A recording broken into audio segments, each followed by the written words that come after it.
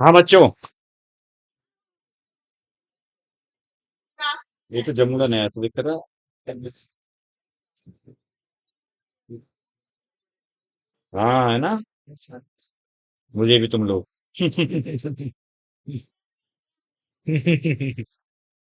तो बेटा, हमारा एक ये टॉपिक रह गया है इसमें, ठीक है। सेल यूनिट ऑफ लाइफ, जो हमारा सेल का फर्स्ट चैप्टर है, उसका लास्ट आज टॉपिक है, ठीक है। तुम्हें याद होगा लास्ट टाइम मैंने जो पढ़ाया था आपको, तो देखिए माइटोकॉन्ड्रिया, प्लास्टिड्स और साइटोस्केलेटन वगैरह मैंने आपको पढ़ाए थे। याद आ रहा है ना। माइक्रोट्यूब्यूल, माइक्रोफ्लामेंट वगैरह ये बताए थे मैंने। तो अब हम बात करते हैं आज सेंट्रियोल और जो सीलिया फ्लेजिला है ना, उनके बारे में बात करते हैं।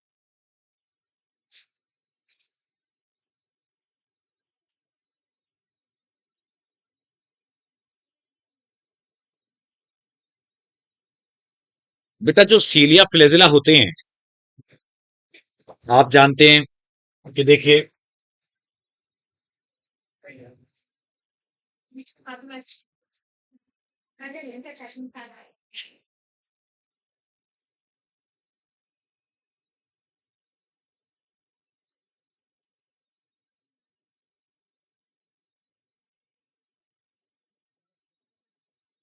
ये तो ऐसे दिखा रहा हूं मैं।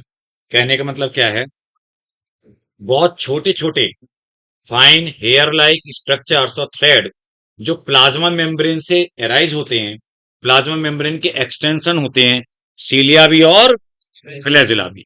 देखिए, सीलेटेड सरफेस हो सकती है, एपिथेलियम हो सकती है सीलेटेड। आ जाओ बेटा, सीलिया वगैरह ये सभी में प्रेजेंट है।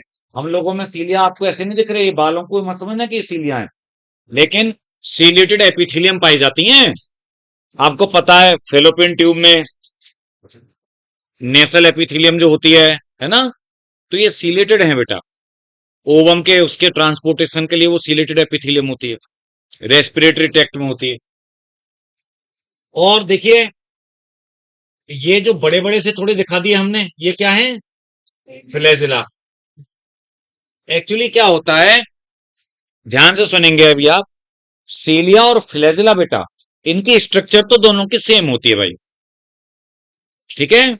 अंतर होता है, सीलिया ज्यादातर नंबर में ज्यादा होते हैं, जैसे बहुत सारे दिखा दिए मैंने, और फ्लैजिला नंबर में कम होते हैं। और सीलिया छोटे होते हैं, फ्लैजिला बहुत बड़े, मतलब बहुत बड़े मतलब उनके मुकाबले बड़े। वैसे बहुत बड़े नहीं। और इनका जो मूवमेंट है ना, सीलिया का, वो आपने देखा है, जो नाव चलाता नाविक, ऐसे ऐसे वो चलाता है चप्पू, और लाइक मैनर में इनका मूवमेंट होता है। कैसे होता है, और का मतलब वही है बेटा, पतवार या वो है ना, जानते हो ना, ऐसे ऐसे पीछे को पानी धकेलता है। तो इस तरीके के मैनर में ये मूवमेंट करते हैं। जो यूनिसेलर ऑर्गेनिज्म है, यूनिसेलर बोले तो एक सेल वाले, जैसे मान लो बैक्टीरिया वगैरह हैं, एक सेल वाले जो ऑर्गेनिज्म है, उनमें भी पाए जाते हैं। उनमें ये लोकोमोशन या मूवमेंट के लिए रेस्पॉन्सिबल होते हैं। या फिर मल्टी सेलर ऑर्गेनिज्म में सीलिया की हेल्प से, आप जानते हैं, है ना, कोई ट्रांसपोर्टेशन होता है या कुछ मूवमेंट होता है ना बेटा। मैंने बताया ना आपको, रिप्रोडक्टिव ट्रैक्ट में फेलोपियन ट्यूब या ओविडक्ट के अंदर ओवम का ट्रांसपोर्टेशन जो होता है, वो सीलिया की हेल्प से होता है। जो नेसल एपिथेलियम हमारी है, या रेस्पिरेटरी ट्रैक्ट में, तो वो डस्ट पार्टिकल्स को ट्रैप करता है, सीलेटेड एपिथेलियम रोकता है, गंदगी अंदर ना चली जाए, माइक्रोब्स अंदर ना चले जाएं लंग्स में, ठीक है। खैर, तो अब मैं यहां पर एक बात ये बता रहा था आपको। एक बात तो आपकी खोपड़िया में ये आ गई कि सीलिया फ्लेजिला की स्ट्रक्चर सेम है। बेटा, अब ये बने किससे होते हैं, एक्चुअली में यूकैरियोटिक जो बेटा सीलिया फ्लेजिला है, ये बने होते हैं किससे, ट्यूबुलिन प्रोटीन से।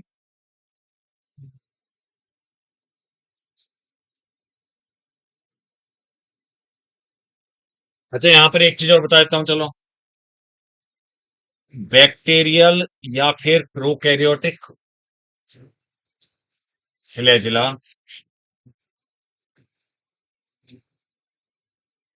ये ट्यूबुलिन का नहीं बना होता।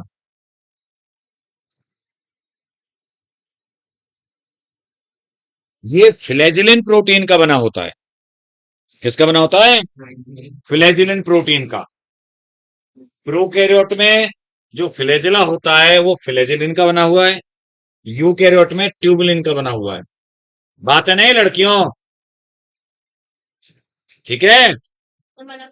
दूसरी बात, अरे छोटी,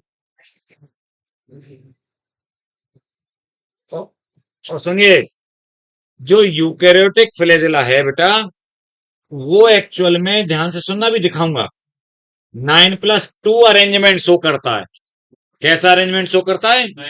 9+2 अरेंजमेंट या पैटर्न। लेकिन बैक्टीरिया में या प्रोकैरियोट में केवल एक ही थ्रेड है बस, सिंगल। तो उसके लिए 9+2 हम अरेंजमेंट नहीं बोल सकते। बोलना है तो 1+0 कह दो, एक ही है बस। अब सुनिए इसका चक्कर क्या है। एक फ्लैजिला दिख रहा है आपको, ठीक है। अब उस फ्लैजिला का अगर आपने सेक्शन लिया, उसको काटा फ्लैजिला को बेटा, सेक्शन लिया उसका, ट्रांसफर सेक्शन, तो पता है, अगर आपको केवल एक ही थ्रेड नजर आए उसमें, तो वो प्रोकैरियोटिक हो गया 1। और अगर आपने सेक्शन लिया और 11 थ्रेड निकले, कितने निकले? तो आपने देखा होगा कुछ कुछ वायर ऐसे होते हैं कि उसके ऊपर की वो जो होती है ना बेटा, कवर सी, प्लास्टिक सी हटाते हैं, तो उसके अंदर एक ही वायर निकलता है। ऐसे तार होते हैं ना बिजली वाले, एक ही निकलता है बस, मोटा सा। और कुछ आपने केबल या ऐसे देखी होंगी वायर, कि ऊपर की वो प्लास्टिक की सी सीट को हटाते हैं, तो अंदर बहुत सारे वायर निकलते हैं। या तो कॉपर के वायर हों या तो एल्यूमिनियम, है ना, निकलते हैं, ऐसे नहीं निकलते, पतले पतले काफी सारे। बस ये कहने का मतलब, यानी ऊपर से देखने में तो एक जैसे ही लगेंगे दोनों ही, एक एक सिंगल सिंगल ही लगेगा, बट अंदर प्रोकैरियोटिक फ्लैजिला केवल एक ही फिलामेंट का बना हुआ है, और यूकैरियोट वाला 11-11 से बना हुआ है।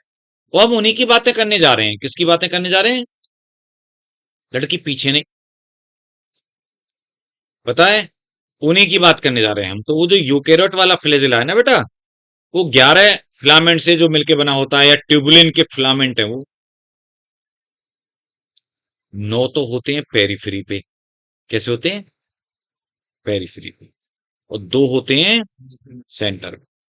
आपको डायग्राम एनसीईआरटी में दिख भी रहा होगा, वो थोड़ा अलग टाइप से बना हुआ है, देखिए।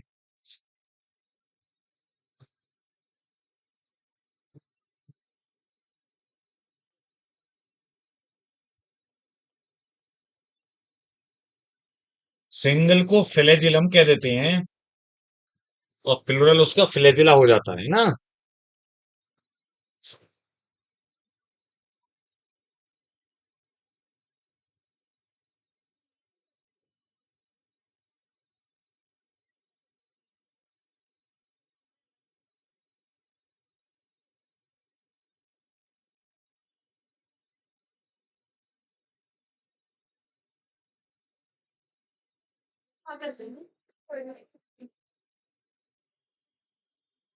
बात नहीं।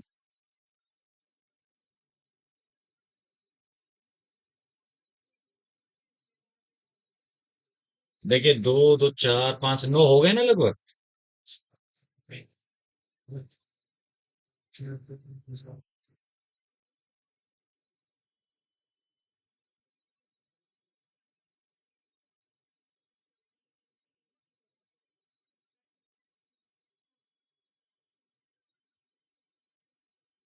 ये मुझे लग ही रहा है कुछ ज्यादा ही ठीक चल रहा है आज।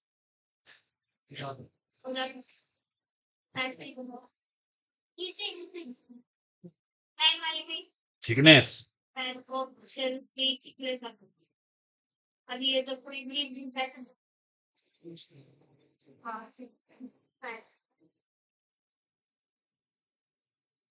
हाँ भाई।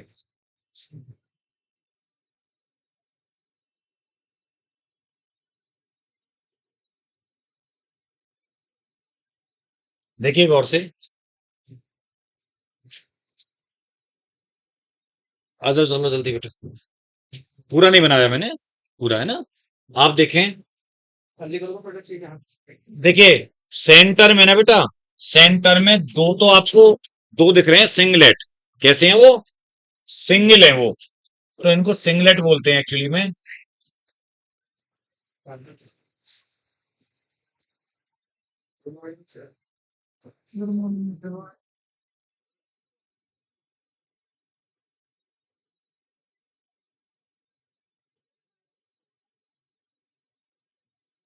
दो सिंगल माइक्रोट्यूब्यूल है, एक एक यहाँ सेंटर में, जिनके ऊपर भी एक सेंट्रल सीथ लगी हुई है।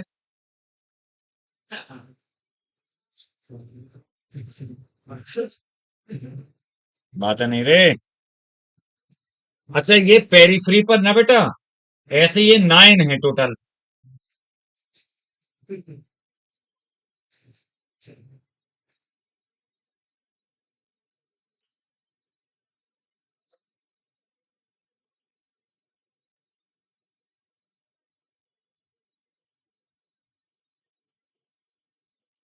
अच्छा आप देख रहे हैं,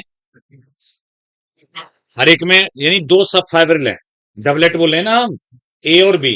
हर एक एक उसमें दो माइक्रोट्यूब्यूल से बना हुआ एक फाइब्रिल बी। और उसमें एक का बी दूसरे के ए से कनेक्टेड है।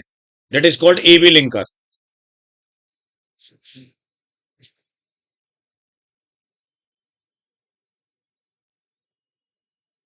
एनसीईआरटी का डायग्राम कुछ अलग तरीके से बना हुआ है वो।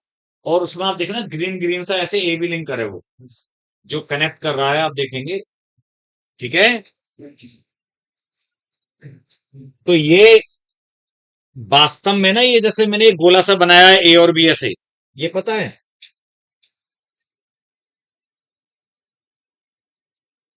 इस टाइप से होते हैं ये।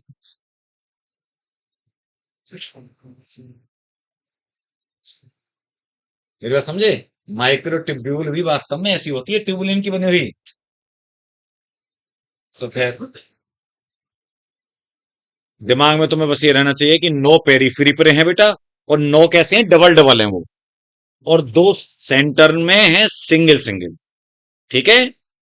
ये फ्लैजिला का या सीलिया का डायग्राम है। और इसकी जो कोर है, इसके ऊपर भी एक सीट होती है ना बेटा। जो कोर होती है मेम्ब्रेन के अंदर, उसको बोलते हैं एक्जोनीम। क्या बोल देते हैं इसकी कोर को? एक्जोनीम। जिसमें कि ये 9 पेरिफेरल डबलेट होते हैं और दो सिंगलेट होते हैं। अब मैं अगर क्वेश्चन ये पूछूं आपसे, how many microtubules are found in eukaryotic flagellum, तो क्या आंसर आएगा? हाँ 20 राइट आंसर। 20 आंसर आएगा। क्योंकि देखिए 9 डबलेट हैं, तो 9 गुणा 2 कितने हो गए? 18। और दो सेंटर में सिंगल सिंगल है, तो टोटल बेटा 20 हो गए ना। ठीक है। ठीक है भरत। भरत मिला बाहर कर लेना। हाँ इनका मिलन यही होगा।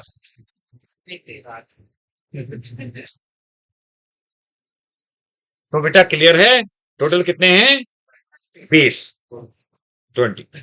तो ये मैंने आपको सीलिया फ्लेजिला के बारे में बता दिया। मैंने आपको प्रोकैरियोट से अंतर भी बता दिया कि क्या डिफरेंस है। प्रोकैरियोट में ऐसा कुछ नहीं होगा, केवल एक ही होगा, जो एक दिख रहा है वही होगा, बस एक सिंगल। समझ रहे हो मेरी बात को? उसमें कोई लोचा नहीं, कोई चक्कर नहीं। तो इसमें एक ही है बस फिलामेंट, जबकि यहां पर टोटल कितने हैं? 11। 9 डबल लेट वाले और दो सिंगलेट वाले, सिंगल। ठीक है बेटा। एनसीआरटी कहाँ है तुम्हारी? एनसीआरटी नहीं लाया? हाँ एनसीआरटी तो रखो अपने बेटा सामने। क्लियर है? अब हम बात करते हैं आगे। सीलिया फ्लैजिला की बातें खत्म हो गई। अब बात करते हैं सेंट्रियोल, सेंट्रोसोम। ठीक है।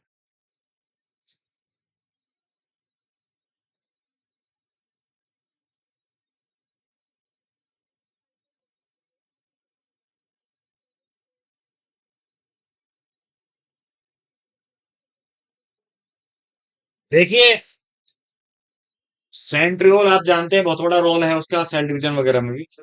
बेटा सेंट्रियोल केवल और केवल एनिमल सेल में पाए जाते हैं, प्लांट सेल में नहीं पाए जाते। ठीक है, प्लांट सेल में नहीं पाए जाते। लेकिन सीलिया फ्लेजिला के बारे में ऐसा नहीं था, आपको याद है? पीछे लड़के बातें ना करें। आपको याद है कि एलगी वगैरह में या फंगाई वगैरह में जू स्पोर या जो गैमेट होते थे, फ्लैजिलेटेड गैमेट, है ना, या जू स्पोर मोटाइल गैमेट, तो सब उनमें वो बेटा सीलिया फ्लेजिला ही तो थे। ब्रायोफाइटा टेरिडोफाइटा के एंथेरोजोइड थे, बाइफ्लैजिलेटेड एंथेरोजोइड्स, तो वो वहां पे सीलिया फ्लेजिला पाए जा रहे है ना। डाइनोफ्लेजिलेट में फ्लेजिला पाए जाते थे, पैरामीशियम में सीलिया पाए जाते हैं, वो उधर हो गए प्रोटिस्ट एनिमल टाइप के। युगलिना में फ्लेजिला पाया जाता है। तो ये तो बहुत सारे ऑर्गेनिज्म हमने देखे। खैर, मैं सेंट्रोसोम या सेंट्रियोल, देखिए सेंट्रोसोम जो शब्द है उसके अंदर दो सेंट्रियोल पाए जाते हैं। कितने होते हैं? दो सेंट्रियोल। देखो एक थोड़ा आइडिया बता रहा हूं, और मैंने शायद पहले तुम्हें बताया भी था जब मैं पढ़ा रहा था, सेल साइकिल पढ़ा रहा था। देखिए जो सेंट्रियोल हैं वो एक दूसरे के परपेंडिकुलर या राइट एंगल पे लोकेटेड होते हैं।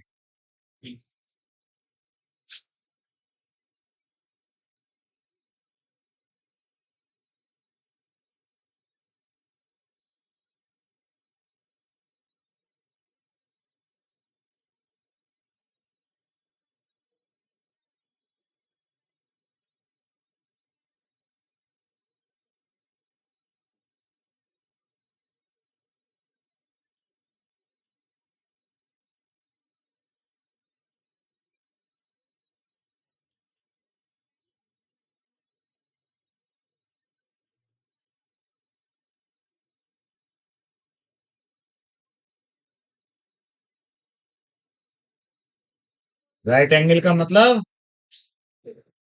90 डिग्री का एंगल ना।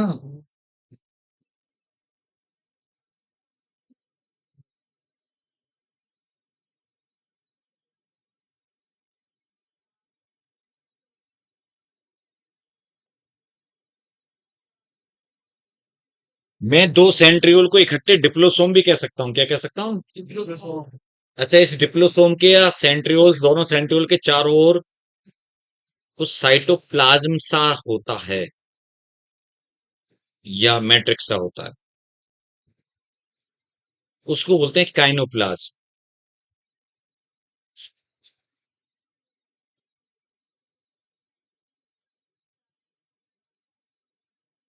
कीनोप्लाज्म में काइनोप्लाज्म, ठीक है बेटा, या साइटोस्फीयर भी कह देते हैं। अब ये कीनोप्लाज्म और सेंट्रियोल्स दोनों को मिला के सेंट्रोसोम कहा जाता है। दोनों को मिला के क्या बोला जाता है? सेंट्रोसोम।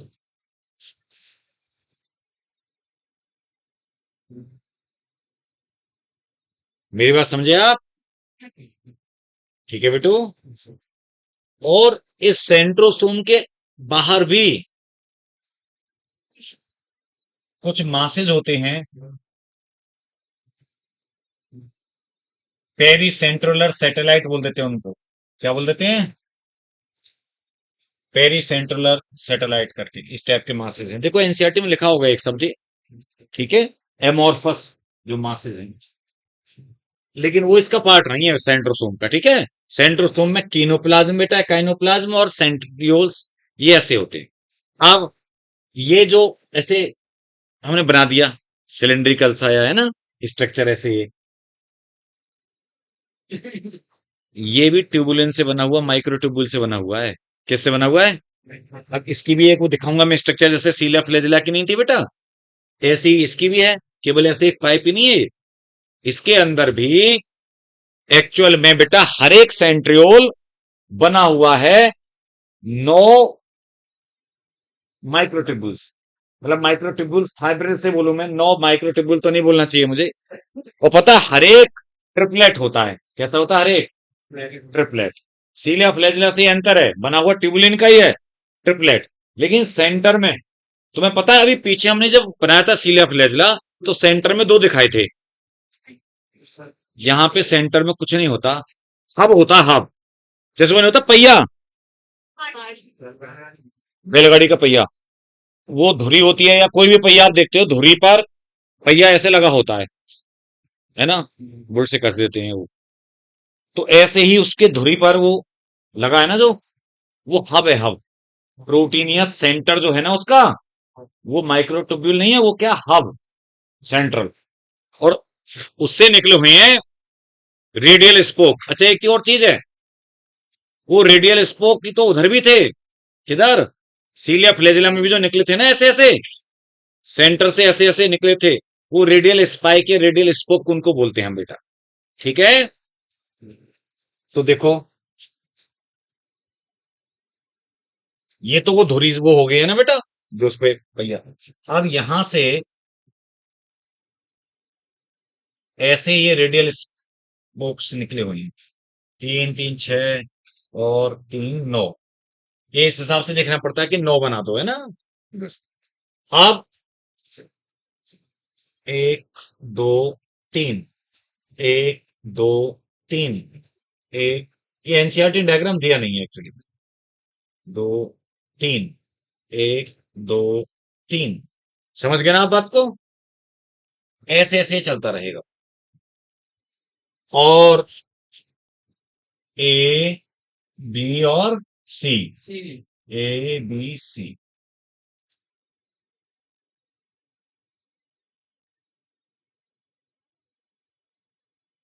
और ये एसी लिंकर है, एसी लिंकर या सीए लिंकर बोल देते हैं हम इसको।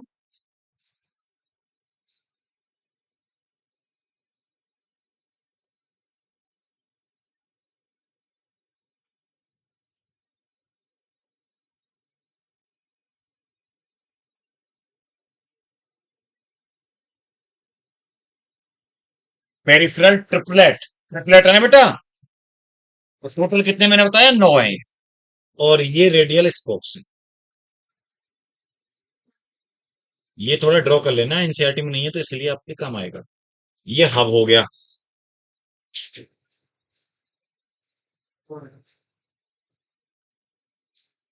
Proteinaceous hub, centre.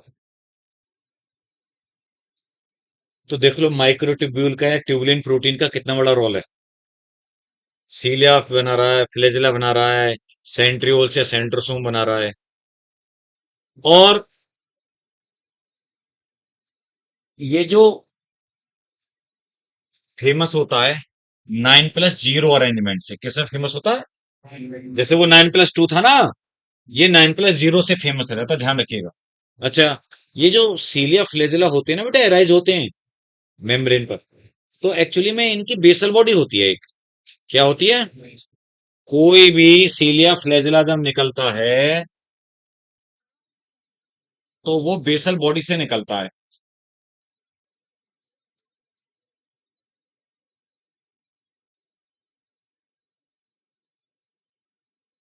और मैं आपको बता दूं, बेसल बॉडी को सेंट्रियोल ने बनाया होता है, किसने बनाया होता है, सेंट्रियोल ने। इसका मतलब यह हुआ, अगर कल को कभी तुम्हें क्वेश्चन आ जाए, which type of arrangement is found in basal body of cilia and flagella, तो 9+0 बोलना पड़ेगा। बेसल बॉडी का अरेंजमेंट 9+0 होता है, सीलिया फ्लेजिला की जो जड़ है, जड़ रूट उसकी, उसका अरेंजमेंट 9+0 होता है, जबकि सीलिया फ्लेजिला का अरेंजमेंट 9+2 होता है। ये दिमाग में बिठा लेना अपने अच्छे से, मेरी बात खोपड़िया मारी ना तुम्हारे, क्योंकि सीलिया फ्लेजिला आती बच्चा बहुत जल्दी लगाएगा, कितना आसान क्वेश्चन, 9+2 कुछ होता, वो घर जाएगा, वो गलत हो जाएगा, बिकॉज वो बेसल बॉडी पूछा हुआ उसने सीलिया फ्लेजिला नाम के साथ। रोहन, नहीं बात समझ में आई, अगर सीलिया फ्लेजिला ही पूछा जाएगा तो लगाएगा 9+2, अगर सीलिया फ्लेजिला की बेसल बॉडी पूछ ली गई तो 9+0 लगाएगा, क्योंकि उसको सेंट्रियोल ने बनाया है, तो उसकी तरह है वो। अच्छा, यहां पर चुटकी कितने माइक्रोट्यूब्यूल हैं टोटल, टोटल कितने माइक्रोट्यूब्यूल हैं सेंट्रियोल में? 27। पहले तो पता नहीं क्या करते, गड़म गड़म गड़म से, फिर बाद में इसने कैलकुलेट किया, है ना। घबराहट हो जाए हैं। तो 27 हो गए टोटल, ठीक है। नौ नौ नौ और गुणा कर दो 3 से। 9 की टेबल आती है रे तुझे पहाड़ा 9 का? बता, सुना सुना खड़ा होके। क्या नाम है तेरा बेटा? है नावेद। नावेद सुना 9 का पहाड़ा। बता सल, मुझे बता, शाबाश, मजाक नहीं तो का। 9 दूनी। हाँ, शाबाश शाबाश, ठीक है बैठ जा। ठीक है, आता है उसके। चलिए हम भी ऐसे ही पढ़ते थे, है ना। 9 एकम 9, 9 दूनी 18। अब इंग्लिश उसमें चलते हैं। 9 वन जा 9, 9 टू जा 18, 9 थ्री जा 27, 9 फोर जा, है ना। तो हमारे जो मस्सब हैं, वो हमारी पिटाई पता है इस बात के लिए लगती थी ना, बच्चों की, बहुत छोटी क्लासेस में एक्चुअली, सेकंड थर्ड में फर्स्ट में, कि उसको बोलते थे हम पटक पूछना, पटक। पटक कहते थे। मतलब बीच में से ना पूछते थे, क्या 8 72 ना, कितने निम्मा तड़े सब, ऐसे। हाँ, तो ये बोलती आती है अचानक से, मतलब कोई पूरा टेबल तो उसने रट रखा है, बच्चे ने बता देगा। लेकिन इस टाइप से अगर जिसको ये पटक आती है ना बीच बीच में से, वो उसका तो स्ट्रांग है एकदम। समझ गए ना आप? अचानक से कुछ ही पूछ लिया। तो जो बेसिक्स है हमारी, यानी 20 तक के टेबल, 20 तक के पहाड़े, जिसको याद है लोअर क्लास से ही, वो नॉर्मल कैलकुलेशन में मार नहीं खाता। बहुत सारी कैलकुलेशन हवा में ही होती है, वो कॉपी पेन लेके नहीं करनी होती। और उसके लिए ये जरूरी नहीं है कि बायो का बच्चा है मैथमेटिक्स का, नीट में भी हो तब भी आप जानते हैं कि केमिस्ट्री फिजिक्स वगैरह है आपके पास, है ना। तो बेसिक्स तो बहुत जरूरी है। चलिए, तो सेंट्रोल के बारे में बात क्लियर हो गई। सेंट्रोसोम खत्म हो गया सब हमारा। अच्छा, एक चीज और, खत्म तो हो गया, उससे पहले इसके वो हमको बता दूं जरा। वैसे मैंने बोला था आपको, एक्चुअली बेटा इसका काम किसमें है? Cell division. सेल डिवीजन में आप जानते हैं कि सेंट्रियोल रहता है, उसके आसपास स्पिंडल फाइबर बने होते हैं, है ना। तो स्पिंडल फाइबर भी यहीं से अराइज होते हैं नॉर्मली वो। और स्पिंडल फाइबर भी ट्यूबुलिन प्रोटीन के ही बने होते हैं। या हम बोले सेंट्रियोल ही अराइज करता है उन्हें, है ना। और बेटा, ये जो स्पिंडल फाइबर्स और सेंट्रोसोम मिलके पूरा बोला जाता है माइटोटिक स्पिंडल या माइटोटिक अपरेटस। क्या बनाते हैं ये? माइटोटिक अपरेटस या फिर स्पिंडल अपरेटस, है ना बेटा। माइटोटिक स्पिंडल, कोई भी नाम दे दिया। याद है मैंने बताया था आपको, ऐसे रेज निकली हुई और वो सब, ठीक है। 3 टाइप के फाइबर बनाए थे मैंने। और चलिए अब इससे रिलेटेड ही बात आगे आएगी, क्योंकि ये क्रोमोजोम जो होते हैं, अलग अलग पोल बनाते हैं ना ये सेंट्रियोल्स, तो उनके पोल्स की तरफ मूव करते हैं, उन फाइबर की हेल्प से ही तो पकड़े जाते हैं वो, काइनेटोकोर से वो फाइबर्स चिपक जाते हैं और उनको अपोजिट पोल की तरफ खींचते हैं ना फेज में। फिर टीलो फेज में अलग अलग हो ही जाते हैं डॉक्टर। खैर, तो अब हम आगे बढ़ेंगे, तो देखिए एक मेजर हमारा ऑर्गन रह गया है, मतलब ऑर्गन नहीं, सॉरी, ऑर्गेनेल रह गया है, सेल। हमारी बॉडी के जो पार्ट्स हैं वो ऑर्गन हैं, ऐसे सेल के जो पार्ट हैं वो ऑर्गेनेल बोले जाते हैं, ऑर्गेनेलिज या ऑर्गेनेल्स, ठीक है। तो वो जो एक सबसे मेजर ऑर्गेनेल है, वही रह गया है, कौन? Nucleus, headmaster of the cell, या mastermind of the cell, बहुत सारे नाम दिए जाते हैं उसको, ठीक है। क्योंकि जेनेटिक कंट्रोल सारा उसी के हाथ में है सब कुछ। कैसी सेल बनेगी, कैसे उसके अंदर ऑर्गेनेल बनेंगे, कैसे हमारे अंदर कैरेक्टर आएंगे, सब कुछ उस न्यूक्लियस के अंदर ही समाहित है ना। देख लो, अच्छी हिंदी बोली मैंने, शुद्ध एकदम समाहित है।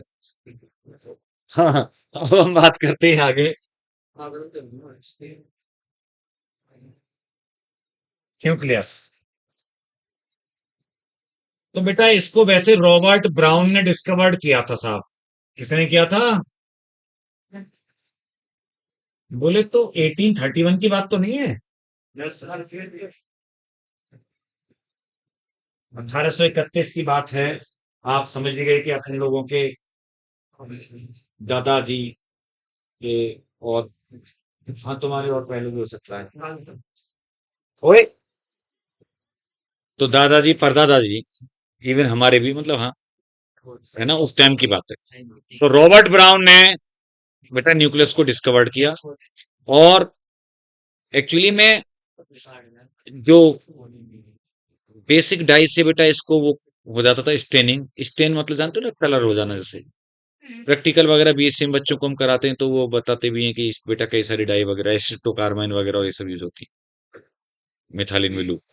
तो पता है ये बेसिक डाई से, तो इसके लिए फ्लेमिंग वगैरह ने नाम दिया था न्यूक्लिन वगैरह करके। शायद लिखा मिले, देखना शायद ये क्रोमेटिन नाम लिखा है, क्रोमेटिन या कुछ। फ्लेमिंग, हाँ हाँ हाँ, फ्लेमिंग का ठीक है जो। तो रॉबर्ट ब्राउन भी लिखा, फ्लेमिंग भी लिखा है ना, वो एसिडिक उसमें उसने देखा थ्रेड लाइक सी स्ट्रक्चर। तो पता है, ध्यान सुनना अब, कोई बात नहीं। एक्चुअली इसका मैं डायग्राम ड्रॉ करता क्योंकि एनसीईआरटी ने बहुत ही, जितना घटिया बन सकता था ना, इतनी कोशिश की है उसमें वो डायग्राम दिखाने की न्यूक्लियस की। तो ध्यान से सुनिएगा बेटा, न्यूक्लियस जो कि कंट्रोलर ऑफ द सेल है, एक डबल मेम्ब्रेन बाउंड ऑर्गेनेल है, ठीक है। उसका जो न्यूक्लियर एनवेलप है वो दो मेम्ब्रेन से बना हुआ है। कितनी मेम्ब्रेन बेटा? दो मेम्ब्रेन से। हम बाहर से स्ट्रक्चर की बात कर रहे हैं, ध्यान सुनना। अच्छा, ये जो मेम्ब्रेन या एनवेलप है, न्यूक्लियर एनवेलप या न्यूक्लियर मेम्ब्रेन, या एक और नाम ध्यान सुनना, कैरियोथीका भी बोल सकता हूं। क्या बोल सकता हूं? कैरियोथीका। थीका मतलब वॉल, कैरियोन मतलब न्यूक्लियस। तो पता है इसमें जगह जगह कुछ पोर्स पाए जाते हैं। क्या पाए जाते हैं बेटा? पोर्स मतलब गैप हैं। जैसे ये दीवार है, इसमें गेट भी लगे हुए हैं, दरवाजे। तो ऐसे ही कुछ गैप हैं। वो हुआ क्या है एक्चुअल में, देखिए, जो दोनों मेम्ब्रेन है ना बेटा, वो दोनों मेम्ब्रेन जिस जगह पर फ्यूज हो गई हैं, ऐसे जुड़ गई हैं एक दूसरे से, ऐसे घूमकर ऐसे आ गई है ना, दो मेम्ब्रेन, तो वहां पर वो गैप आ गया ऐसे। ये क्या बन गया? पोर। और ये डबल मेम्ब्रेन है, देखो दिख रहे हैं डबल मेम्ब्रेन, ये पोर है। तो ऐसे ही वो पोर होता है, न्यूक्लियर पोर। ये न्यूक्लियर पोर होते हैं for exchange between cytoplasm and nucleoplasm. Nucleus के अंदर का जो मैट्रिक्स है, दैट इज कॉल्ड न्यूक्लियोप्लाज्म। तो साइटोप्लाज्म और न्यूक्लियोप्लाज्म के बीच में बेटा एक्सचेंज के लिए आरएनए, प्रोटीन्स, इनका एक्सचेंज होता है। बताऊंगा मैं अभी बात को, ठीक है बेटा। तो एक तो आपने न्यूक्लियर मेम्ब्रेन पढ़ ली, न्यूक्लियोप्लाज्म हो गया, उसका जो मैट्रिक्स है। अब इसके अंदर जो मेजर मसाला है ना, जैसे बर्गर के दो होते हैं वो, बन से उनके अंदर मसाला रखा रहता है, तभी तो बर्गर बनता है, या सैंडविच खाते हो। तो तो वो जो मेम्ब्रेन है न्यूक्लियर वाली, उस न्यूक्लियर वाली मेम्ब्रेन बेटा, न्यूक्लियर मेम्ब्रेन के अंदर, ध्यान सुने, दो चीजें हैं मेजर। एक तो है क्रोमेटिन नेटवर्क या क्रोमेटिन नेट, और दूसरा है एक न्यूक्लियोलस। क्या है? न्यूक्लियोलस। न्यूक्लियोलस को बोले तो आप ये भी कह सकते हैं कि गुरुजी ये तो न्यूक्लियस का बच्चा है ना।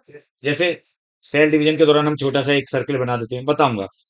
अब ये जो न्यूक्लियोलस है, पहले क्रोमेटिन पे आता हूं मैं।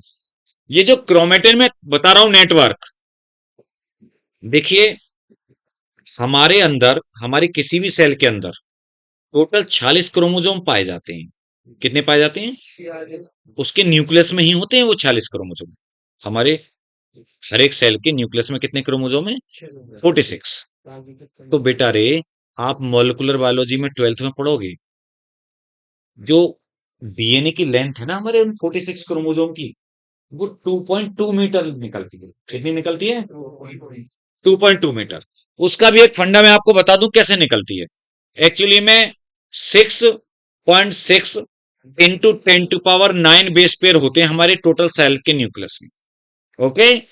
और दो बेस पेयर के बीच की जो डिस्टेंस है ना, वो होती है 0.34 नैनोमीटर,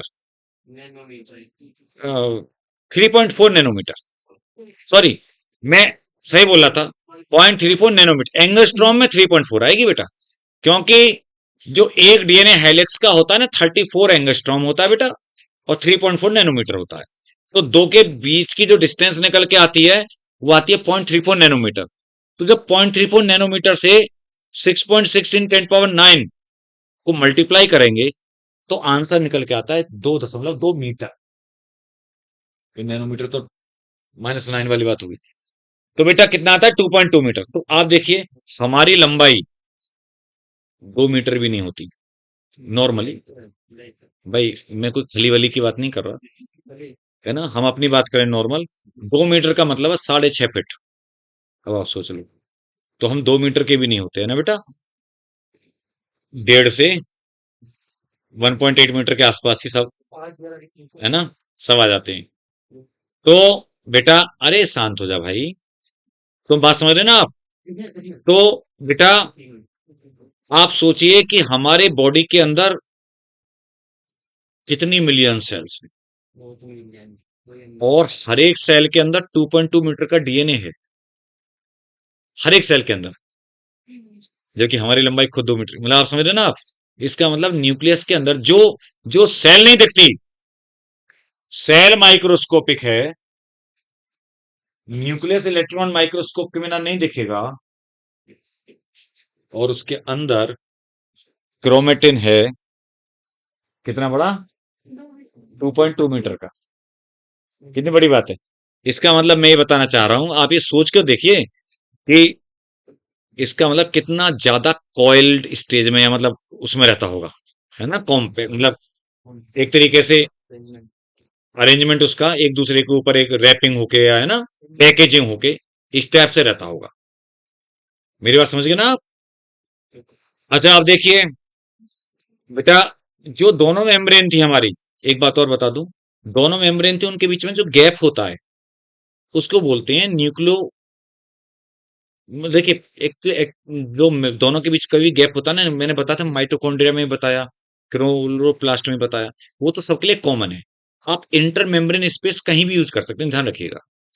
चाहे वो मैं इस न्यूक्लियस की बात कर रहा हूं, चाहे माइटोकॉन्ड्रिया की, चाहे क्लोरोप्लास्ट की, दोनों मेम्ब्रेन के बीच के स्पेस को क्या नाम दे देते हैं? Inter membrane space. लेकिन वैसे यहाँ पे पेरी न्यूक्लियर स्पेस के नाम से जानते हैं, यहाँ पे पर्टिकुलर, जैसे माइटोकॉन्ड्रिया में पेरी माइटोकॉन्ड्रियल स्पेस बोल देते हैं। और 10 से 50 नैनोमीटर के आसपास का ये, वो एनसीईआरटी में दे रखा है, ठीक है। नैनोमीटर में ही बेटा, एंगस्ट्रॉम में देखा, नैनोमीटर, ठीक है। तो वो वैल्यू भी याद रख लेना, ठीक है। आप सुनाओ। तो ये जो क्रोमेटिन है, इंटरफेज स्टेज होती है, उसमें इंटरफेज रेस्टिंग स्टेज में तो क्रोमेटिन थ्रेड के फॉर्म में रहता है।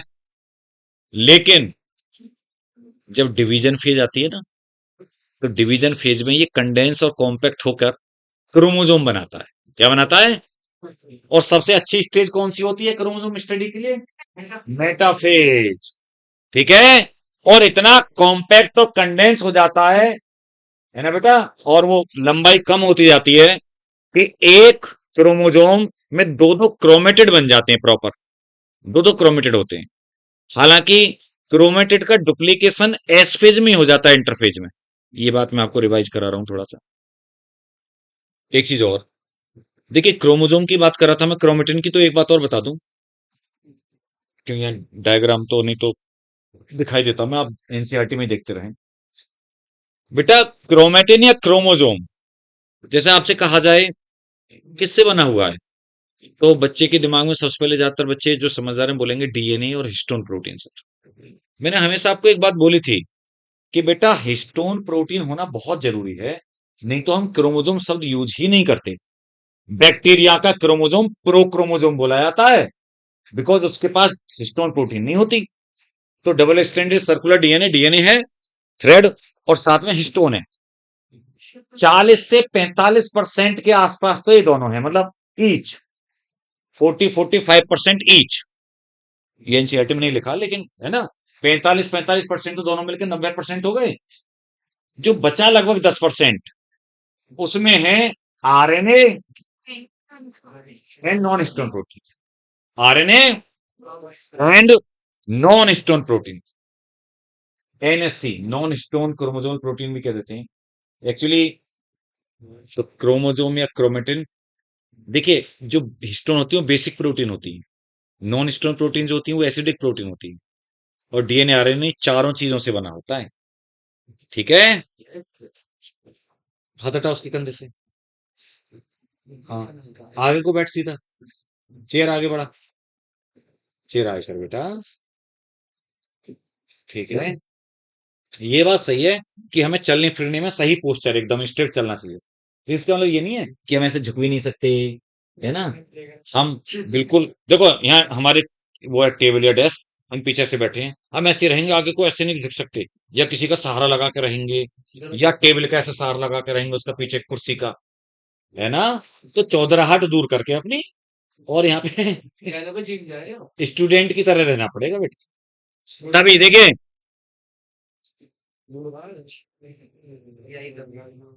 एक इसमें बोल रहा हूं मैं, लेकिन वैसे तो देखिए, एक मैंने कुछ दिनों से वो सुना उनको, एक संत हैं, महात्मा हैं वृंदावन में, प्रेमानंद महाराज जी, और कोई ऐसा धर्म नहीं है, हिंदू मुस्लिम सिख, है ना, ईसाई, कोई भी ऐसा धर्म नहीं है जिसके लोग उनको ना मानते हो या माथा ना टेकते हो, सबसे बड़ी बात, क्योंकि वो धर्म की कोई बात वैसे नहीं करते, इतने थे मतलब, इतने ज्यादा मतलब, बहुत से लोग तो वहां पे उन्हें भगवान ही मानते हैं, कि कहते हैं श्री कृष्ण जी का ही हुआ, मतलब नहीं, मैं मिला नहीं बेटा, मैंने तो ऐसे ही देखा उनका उस पे। अच्छा, अच्छा, अच्छा, अच्छा, सुबह 2 ढाई बजे, हाँ रात को 2 ढाई बजे या 3 बजे मिलते हैं ना, मुलाकात हो पाती है। तो इतना ज्यादा मतलब मैंने ऐसा बंदा, इतना सज्जन और ऐसा आदमी देखा ही नहीं, मतलब मैंने, है ना, जो मैंने उन्हें सुना, कोई कुछ नहीं, सीधे सीधे ये जो है ना लोग बाग, उनका कहना है कि जो अपना कर्म कर रहे हो ना वही मतलब, जो आपका, जैसे आपका काम है, स्टूडेंट हो, तो आपका काम ये काम है, ये नहीं कि आप कहीं पूजा करने या वो करने जा रहे हो, या अपने उसमें लगे हुए हो, है ना। आप अपने पेरेंट्स को, अपने घर को, परिवार को देख रहे हो, या जैसे बहुत सारे लोग बोलते हैं ना, सत्संग और वो करते हैं, तो औरतें अपना घर बार छोड़ छोड़ के उनमें बिजी रहेंगी और सब कुछ, वो कहते हैं पहले अपना, तुम्हारा कर्म धर्म ये है अपना घर का उसका वो करना, तो वो बहुत ही ज्यादा मतलब ऐसे बातें बोलते हैं। और मैंने देखा उस दिन जैन धर्म के वो आए, पूरे उसके जो ये थे जैन धर्म के, इंडिया के, वो भ्रमण करते हैं पैदल पैदल पूरे उसमें, तो वो भी उनको, और वो दोनों एक दूसरे के लिए दंडवत ऐसे हो रहे, तो वो प्रेमानंद जी महाराज जी कह रहे कि ये मेरा सौभाग्य है कि आप यहाँ आए, अपने दर्शन देने आए आप तो, जबकि वो उनके दर्शन करने आए थे। मतलब एक होता है ना कि एक जिस इंसान के अंदर मैं वाली या अहम वाली कोई बात ही नहीं है। तो मेरे कहने का मतलब यही है, हमेशा ध्यान रखिए कि आपकी वो एक बॉडी फिजिक या चाल ढाल हो सकती है आपकी, कि कैसे चल रहे हो कैसे नहीं चल रहे हो, लेकिन, है ना, आपको ग्रहण करना है तो ग्रहण करके जो शिक्षा है वो आप ध्यान रखिए कि रिसीव तभी होती है जब आप उसको सम्मान दे के बात करते हैं। अब आप कॉपी किताब कुछ नहीं लाते, ना एनसीईआरटी लाते, और आए ऐसे बैठ के चौधराहट में हैं, या दूसरे के कंधे पे हैं, है ना, और आगे पेन वेन की कोई जरूरत ही नहीं, कुछ नहीं, हम तो आ गए, एहसान कर दिया हमने, अब दूधे वालों पे एहसान कर दिया, भाई बुला रहे हो तुम। तो बेटा ऐसा ध्यान रखिएगा कहीं पे भी। खैर, क्योंकि मेन तो यही है, मैं तो बहुत मानता हूँ भाई, देखिए मेरा काम आज भी एज ए मतलब विद्यार्थी की तरह, स्टूडेंट की तरह आज भी है पढ़ने का, और वो जीवन भर ही रहना है। तो मेरे लिए तो सबसे बड़े जो मेरा भगवान है ना, वो विद्या है, मतलब ये जो सरस्वती माँ है एक तरीके से, है ना, जो हम इसको विद्या रानी बोलते हैं, या मतलब है ना जो भी बोलते हैं, ये मेरे लिए सबसे, क्योंकि इसी की वजह से सब मैंने तो सब अचीव किया। चलिए, बैक टू टॉपिक आते हैं हम लोग। अब देख लो, बोल रहा हूं तो मुझे अपने आप ही तो आ रहा है, तो सब ये उन्हीं की तो देन है, मतलब है ना, कृपा है कि जो मुझे याद आता जा रहा है सब कुछ, मैं पढ़ता हूँ रहूंगा, तभी तो याद आ रहा है, नहीं तो भूल भी तो सकता हूँ कुछ भी अचानक से, पूरा एकदम गायब हो जाए। तो खैर बादाम खा रहे हैं। वो तो केवल एक माध्यम है बेटा। चलिए, तो देखिए, हम बात कर रहे थे आगे, तो क्रोमोसोम के बारे में बता रहा था बेटा। तो देखिए, हो सकता है कि एक क्रोमोसोम में एक ही क्रोमेटिड हो। ध्यान से सुने, आप लोगों ने पढ़ी है बात। हो सकता है कि एक क्रोमोसोम में एक ही क्रोमेटिड हो, और हो सकता है कि एक क्रोमोसोम में दो क्रोमेटिड। कोई बच्चा मुझे बताएगा तुम लोगों में से कि कब कौन कौन सी स्टेज पर एक क्रोमेटिड पाया जाता है क्रोमोसोम के अंदर। हाथ उठाएं। किस किस स्टेज में केवल एक क्रोमोसोम मिलेगा क्रोमेटिड के अंदर? एक ही बिटिया हाथ उठा रही है बस। हाँ बता बेटा बता। हम्म। और कोई? देखिए, एनाफेज टू ही बोलना कोई जरूरी नहीं है। देखिए ध्यान से सुने, बात है नहीं, बात है नहीं बेटा। शुरू से बात करता हूं मैं, सेल साइकिल से लेता हुआ। जीवन, जीवन में एक ही क्रोमेटिड होगा क्योंकि डिवाइड करके आ चुकी है। एनाफेज में एक ही क्रोमेटिड होगा एक क्रोमोसोम में। एनाफेज में, माइटोसिस की में या मियोसिस की एनाफेज टू में। और टीलोफेज में भी एक ही क्रोमेटिड होगा एक क्रोमोसोम, क्योंकि क्रोमोसोम स्प्लिट हो चुका है। तो ये तीन स्टेज ऐसी हैं टोटल। कौन कौन सी? जीवन, क्योंकि एस में तो डुप्लीकेट हो ही जाता है।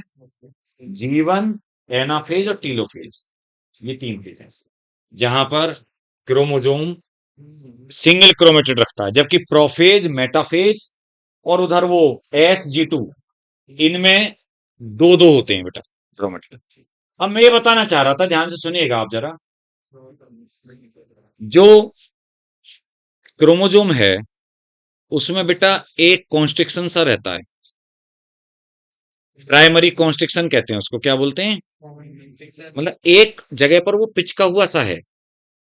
वो प्राइमरी कॉन्स्ट्रिक्शन हर एक क्रोमोसोम में होगा ही होगा। ठीक है, वो तो सभी में होगा। और वो एक्चुअल में जिस जगह पर है ना बेटा, वहां पे सेंट्रोमियर होता है। क्या होता है? सेंट्रोमियर की हेल्प से दोनों क्रोमोसोम की आर्म जुड़ी हुई रहती हैं। दोनों आर्म जुड़ी रहती हैं किससे? सेंट्रोमियर से। अच्छा, पता है सेंट्रोमियर जो होता है ना बेटा, वो सेंट्रोमियर में एक एक क्रोमेटिड के पास में अपना अपना काइनेटोकोर होता है। तो दो डिस्क लाइक स्ट्रक्चर होती हैं एक सेंट्रोमियर में। One centromere contains two disc like kinetochores. तो ज्यादा बेटर ये होता है। वैसे शायद बना है एनसीईआरटी में, अलग अलग काइनेटोकोर दिखा रखे हैं, वो ग्रीन ग्रीन दिखा रखे हैं। और इनके दोनों के ऊपर एक मान लीजिए एक गोला सा और खींच दे तो सेंट्रोमियर हो जाएगा। ठीक है ना? आप सुनिए, क्रोमोसोम पे पहले आ जाता हूँ, फिर बाद में वापस थोड़ा सा न्यूक्लियस पे वापस जाऊंगा, ठीक है? क्योंकि जब क्रोमोसोम पढ़ाते जा रहे हैं तो पहले इसी पे चले जाते हैं। तो बेटा, कभी कभी क्या होता है, कभी कभी आपको दूसरा सेंट कॉन्स्ट्रिक्शन भी मिल जाएगा। कुछ क्रोमोसोम ऐसे होते हैं जिनमें, बात है नहीं बच्चों, आजा, निकल के आ, निकल के आना, उधर से आ, इधर, इधर आ गया, बैग लेके आ अपना।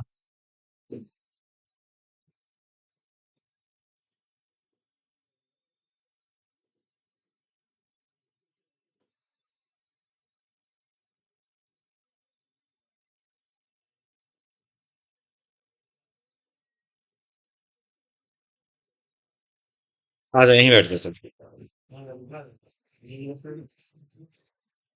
हाँ सुनो, तो बेटा देखिए, एक कॉन्स्ट्रिक्शन हो गया सेंट्रोमियर। एक और कॉन्स्ट्रिक्शन कुछ क्रोमोसोम में होता है, उसको बोलते हैं सेकेंडरी कॉन्स्ट्रिक्शन। क्या बोलते हैं हम लोग? Secondary constriction. अच्छा, ये जो सेकेंडरी कॉन्स्ट्रिक्शन है, हाथ आगे कर बेटा, मैं तुझे बता रहा हूं, ये तेरे लिए इतना ज्यादा ये इतना इतना ज्यादा दुखदाई रहेगा, तू समझ। देख, बहुत ज्यादा हानिकारक। देख, अगर तुझे कुछ भी नहीं करना, खेती बाड़ी करनी है, तो तू आराम से ऐसे बैठ सकता है अपने घर में आराम से। खेती बाड़ी करनी है ऐसे ही। और अगर तुझे गले पे भी बैठना है, दुकान भी करनी है इवन, बिजनेस की तो बात ही छोड़ो, मतलब बिजनेस, दुकान या कुछ जॉब करनी है, और अगर आप ऐसे करके बैठ गए ना चेयर पे किसी के सामने, या इंटरव्यू देने चले गए ऐसे बैठ के, हाँ पूछ रहे हैं बता, तो तुरंत भगा देगा।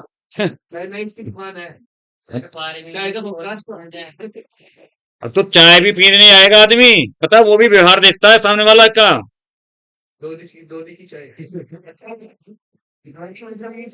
तो सुनो, मेरी बात सुनो।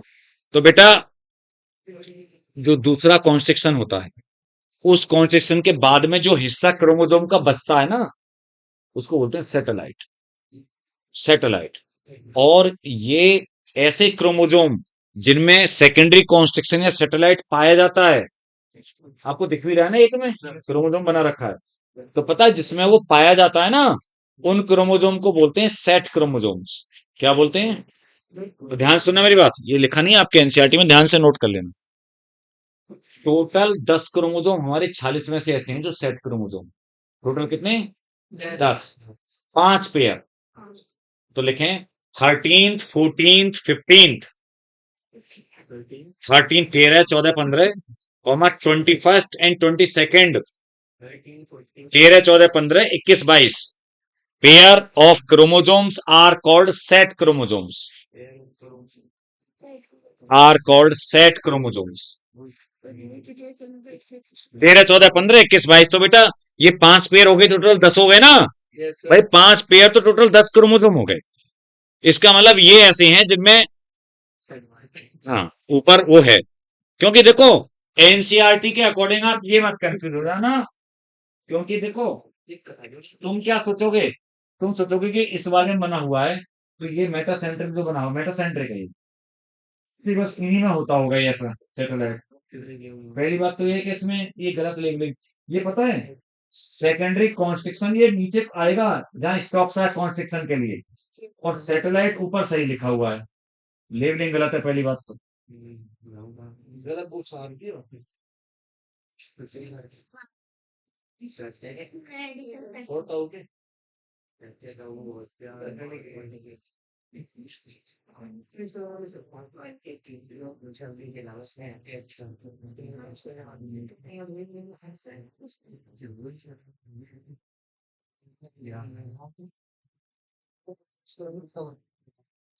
बात है नहीं बेटा।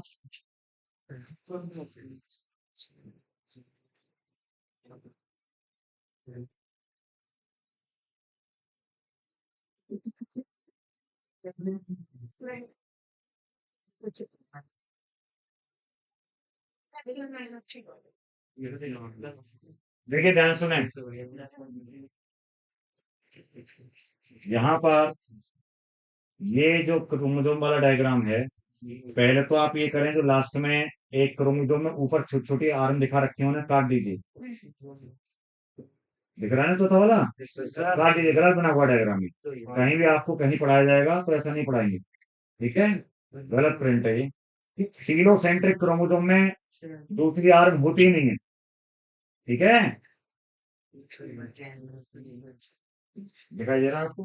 पहला मेटासेंट्रिक है, दूसरा सब मेटासेंट्रिक है, तीसरा एक्रोसेंट्रिक है, चौथा टीलो है।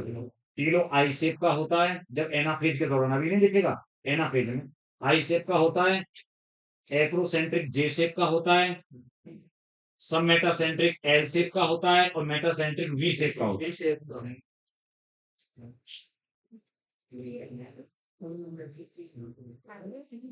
देखिए ये बेटा जो सेंट्रोमियर है, ध्यान से सुने, इस सेंट्रोमियर के प्लेसमेंट के अकॉर्डिंग क्रोमोसोम के नाम होते हैं अलग अलग टाइप के, ठीक है। तो अगर मान लो जैसे क्रोमेटिड है ये, तो इसमें बेटा जो ये क्रोमोसोम है, तो सेंट्रोमियर बिल्कुल सेंटर में है।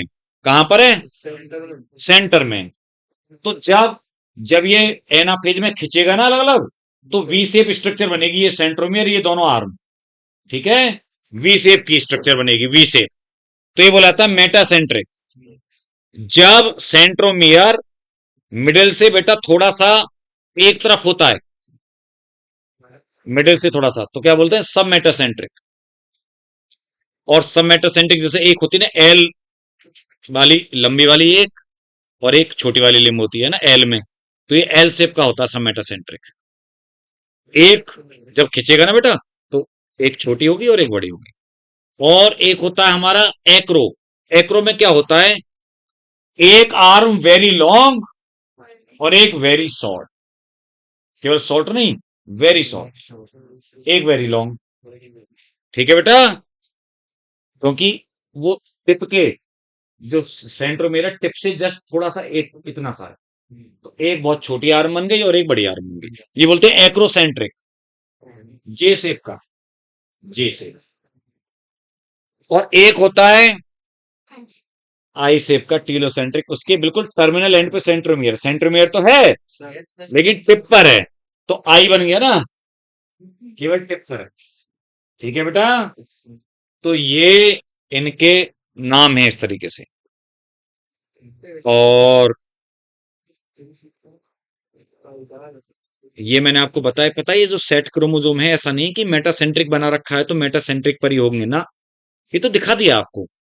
सेकेंडरी कॉन्स्ट्रिक्शन वाले की चाहे मेटा हो सकता है, सब मेटा हो सकता है, कोई सा भी हो सकता है, उससे कोई फर्क नहीं पड़ता। ठीक है, तो ये क्रोमोसोम के बारे में बातें हमारी हो गई। आपको पता ही है, मैंने बताया था काइनेटोकोर वाली जो डिस्क है ना, वहां से स्पिंडल फाइबर अटैच होता है, जो उसको अपोजिट पोल की तरफ खींचेगा वो काइनेटोकोर से अटैच होगा बेटा, वो डिस्क से। ठीक है, अब वापस आते हैं लौट कर जरा, वापस यानी क्रोमोसोम से वापस आके और बातें करते हैं थोड़ी न्यूक्लियस के बारे में थोड़ी सी और। तो हाँ, बस थोड़ी देर और है। तो बेटा देखिए, जब न्यूक्लियस की बातें कर रहे थे हम, तो इसमें मैं आपको बता रहा था न्यूक्लियोलस के बारे में। किसके बारे में बता रहा था, न्यूक्लियोलस। तो ये जो न्यूक्लियोलस होते हैं, बाहर से बंद हो गए। एक्चुअली में ये कोई मेम्ब्रेन बाउंड नहीं है, गोला या स्फीयर, कोई मेम्ब्रेन बाउंड नहीं है। पता है, क्रोमेटिन अरेंज हो गया है उसके चारों ओर ऐसे, तो एक गोला सा बन गया है। क्रोमेटिन है वो जो चारों ओर बाउंड्री से बना लेता है, वो कौन है, क्रोमेटिन। तो न्यूक्लियस की कोई भी मतलब कोई मेम्ब्रेन नहीं होती, दिमाग में बिठा लेना। ये दोनों लड़की, ये लड़की, ये बेटा, ये क्यों, बता मैंने क्या बोला अभी लास्ट में, बता लास्ट में, बता क्या बोला, देख बोल नहीं पा रही। ये तुम्हारा ही नुकसान है, इसमें कुछ फायदा नहीं है। तो दूसरों की हरकतों से तुम अगर हंसते हंसते रहोगे तो फिर तो हो गया काम ऐसे ही। चलिए खैर, तो पता है न्यूक्लियोलस के अंदर एक बहुत इंपॉर्टेंट क्वेश्चन इस पे आता है बेटा। न्यूक्लियस के अंदर आरआरएनए की सिंथेसिस होती है। किसकी सिंथेसिस होती है, आरआरएनए, राइबोसोमल आरएनए की सिंथेसिस होती है न्यूक्लियोलस के अंदर। अच्छा, अब ये आरआरएनए क्या है, आप जानते हो जो राइबोसोम बना होता है उसकी यूनिट बनी होती है, छोटी बड़ी पढ़ाई थी मैंने, उसके अंदर आरआरएनए पाया जाता है। प्रोटीन से बना होता है, और मैंने बनाया था ना डायग्राम, और आरआरएनए से बना होता है। अच्छा, अब राइबोसोम, इसका मतलब ये हुआ कि ये राइबोसोम के बनने के लिए जरूरी है न्यूक्लियोलस। इसका मतलब ये हुआ अगर राइबोसोम बनने के लिए जरूरी है न्यूक्लियोलस, तो ये प्रोटीन सिंथेसिस के लिए बहुत जरूरी है। प्रोटीन सिंथेसिस के लिए, तो पता है जो सेल, बॉडी की जो सेल्स प्रोटीन सिंथेसिस में ज्यादा एंगेज होती हैं, उनके अंदर ज्यादा नंबर में न्यूक्लियोलाई मिलते हैं और ज्यादा बड़े बड़े मिलते हैं। एनसीईआरटी की line, larger and more numerous nuclei are found in cells which are actively engaged in protein synthesis। ये लाइन है एनसीईआरटी, ठीक है, हाँ लास्ट उस पेज पर है, लास्ट लाइन। ठीक है, तो बेटा ये दिमाग में रखिएगा। अच्छा सुनो, होता क्या है, मैं आपको एक बात बताऊं, राइबोसोम कैसे बनता है। यहां पर आरआरएनए बना, यानी इसके न्यूक्लियस के अंदर वो जो जीन है उनसे बना आरआरएनए। बाहर से प्रोटीन, प्रोटीन तो साइटोप्लाज्म में बनती है राइबोसोम पे, वो प्रोटीन बन के आई और न्यूक्लियर पोर के थ्रू अंदर आके न्यूक्लियोलस के अंदर आई। ध्यान सुनिए, राइबोसोम बनाने वाली प्रोटीन कहां से ट्रांसपोर्ट होकर आई है, साइटोप्लाज्म से न्यूक्लियोलस के अंदर। अब न्यूक्लियस के अंदर उस प्रोटीन, उस आरएनए का असेंबलेज होके और राइबोसोम की छोटी बड़ी यूनिट बनेंगी। दिमाग में बिठा लेना, केवल आरएनए नहीं बनता यहाँ पे, आरआरएनए। राइबोसोम की छोटी बड़ी यूनिट थी ना, 50, 30, 50s, 30s, 60s, 40s, वो सब यहीं बनती हैं। फिर वो जो यूनिट है वो ट्रांसपोर्ट होती हैं, जाती हैं दोबारा साइटोप्लाज्म में। वहां पर जाकर जब एमआरएनए से जुड़ती हैं तब पूरा राइबोसोम बन जाता है। समझ में बात आई? तो यानी राइबोसोम की सब यूनिट की सिंथेसिस कहां होती है? न्यूक्लियस के अंदर। क्लियर? न्यूक्लियस का नंबर नॉर्मली तो एक होता है बेटा एक सेल में, जनरली एक सेल में एक न्यूक्लियस पाया जाता है। लेकिन कभी कभी आपने देखा होगा कि बहुत सी सेल ऐसी होती हैं कि जिनमें एक से ज्यादा न्यूक्लियस होते हैं। कोई मुझे बताएगा एक से ज्यादा न्यूक्लियस? कैपिटम, कौन बोला? कैपिटम, हाँ बिल्कुल सही बोली बच्ची, बिल्कुल सही आंसर। कैपिटम मल्टी न्यूक्लिएटेड होता है। और कोई बच्चा बताएगा एक से ज्यादा न्यूक्लियस? पैरामीशियम, एनिमल का कर लें, पैरामीशियम, दो न्यूक्लियस होते हैं। डाइमॉर्फिक न्यूक्लियस, एक छोटा माइक्रो न्यूक्लियस, एक बड़ा मैक्रो न्यूक्लियस, है ना? ये प्रोटिस्टा में पढ़ते हैं आप बायोलॉजिकल क्लासिफिकेशन में। माइक्रो न्यूक्लियस उसके रिप्रोडक्टिव फंक्शन के लिए होता है और मैक्रो न्यूक्लियस उसके सोमेटिक या वेजिटेटिव फंक्शन के लिए होता है। ठीक है? कभी कभी पता है, अच्छा फंगाई, तुम भूल गए, फंगाई मल्टी न्यूक्लिएटेड, जो फाइकोमाइसिटीज क्लास होती है ना, फाइकोमाइसिटीज क्लास में मल्टी सीनोसिटिक एसेप्टेट माइसीलियम होता है, हाइफी। याद आया? असेप्टेट कोई सेप्टा नहीं होते, और सीनोसिटिक, सीनोसिटिक का मतलब ही मल्टी न्यूक्लिएटेड है बिना सेप्टा के। और ये एनसीईआरटी ने खुद ही एग्जांपल दिया है कि जब न्यूक्लियस पाए नहीं जाते, ई न्यूक्लिएटेड, तो एक तो आरबीसी, हमारी आरबीसी में न्यूक्लियस नहीं होता, इसीलिए आरबीसी कभी डीएनए फिंगरप्रिंटिंग में यूज नहीं हो सकती, क्योंकि डीएनए नहीं है उसके पास। और इसके अलावा जो हमारा वो होता है सीव ट्यूब सेल या सीव ट्यूब्स, सीव ट्यूब्स में भी न्यूक्लियस नहीं पाया जाता है।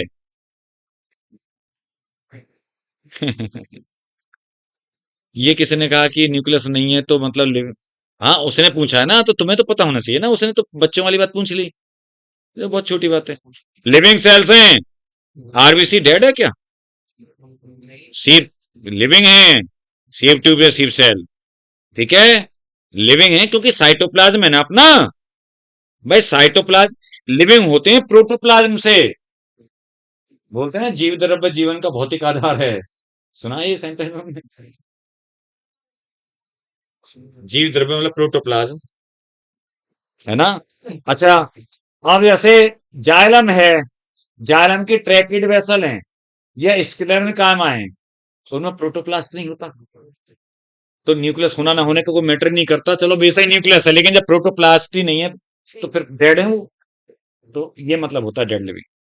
तो ये मैंने आपको देखिए जितना मुझे बातें अच्छी लगती थी कि आपको बताने के लिए, चाहे वो इसमें थी या नहीं थी, मैंने आपको न्यूक्लियस की और क्रोमोसोम की बातें बताई। ठीक है बेटा? और एक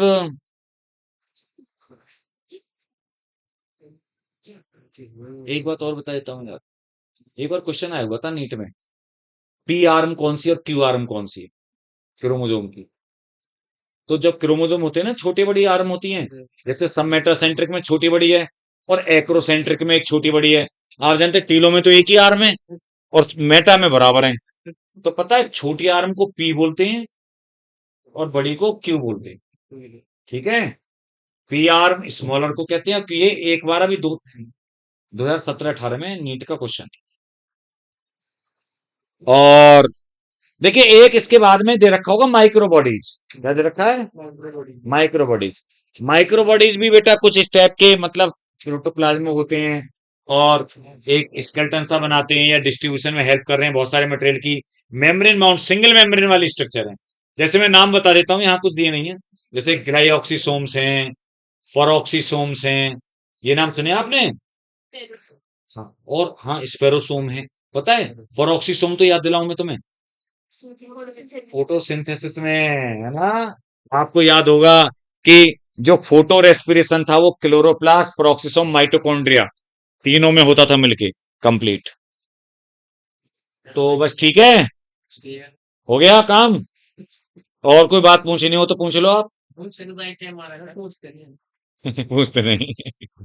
ठीक है, इसके क्वेश्चंस वगैरह कर लेना चाहिए। एक चीज और है, आप इसके देखिए एक जाइंट क्रोमोजोम और होते हैं, उनके थोड़ी सी जानकारी ना। जाइंट क्रोमोजोम, हाँ बेटा, एक पॉलीटीन क्रोमोजोम, एक लैम्ब्रस क्रोमोजोम, इनकी भी थोड़ी जानकारी रखना, ठीक है? लैम्ब्रस एंड पॉलीटीन। ठीक है, चलो बाय।